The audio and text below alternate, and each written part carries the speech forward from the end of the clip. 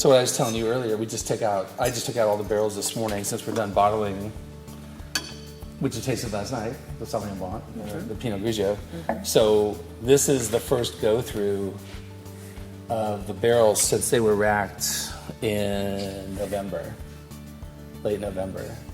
So this gives me a chance to taste all the barrels, and they're in a variety of coopers. Most of it's older barrels from previous vintages here at the winery, and maybe like 10% are new barrels that I purchased this year. And then we have another 8 barrels coming from Sagan Moreau. Chris threw together a bunch of barrels for us at the last minute, maybe last month.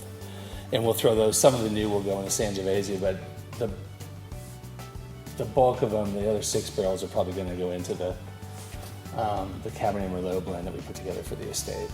And so anyway, so we're standing here, and we were talking earlier how interesting it is to go from barrel to barrel to barrel to barrel, because there's so many different coopers and so many different ages. Yeah. And some of the barrels seem to be accentuating the fruit in the wine, and others the tannin.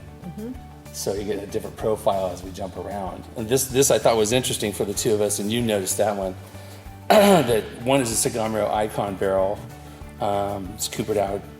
This probably was, I think this was coopered in Napa. And then there's a Radu barrel, coopered in France, and they're both 2018, so they actually only had wine in them for a very limited period of time before I got hold of them, because I emptied all the barrels last June, July to start making the all-in and all that other stuff. And so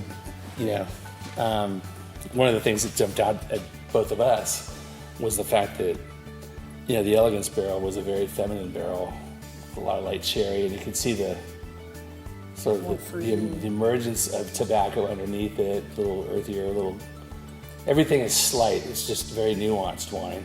And we were saying, even though it's kind of light in color, it still has a heavy body taste to it already. Right. Even though it's not super dark, you can still, you see kind of a lightness through it. But right, and the really nice Pinots and Nebbielos of the world have always had that reputation too. Obviously there's the bigger Pinots and bigger Nebbielos now.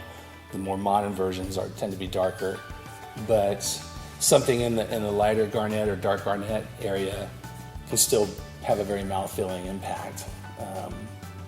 In the case of the Sangiovese, I'd worked with it at Petroni Vineyards for 5-6 years out in California with Piccolo and Grosso clones.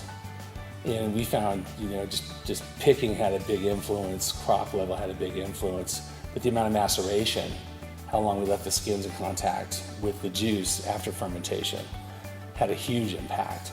And that's what we did this year. We did them in little macro bins, and once it was done fermenting, I think I let them sit for another 2-3 weeks. As I said, I put some Merlot skins on top of them, just because it was a little light, and they added a little body, a little color, a little tannin. But yeah, this is just really lovely fruit in the nose.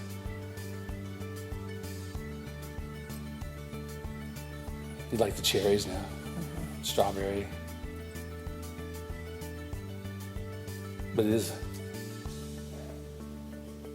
funny underneath how you smell the wet tobacco leaf like popping up in it. Not overtly, but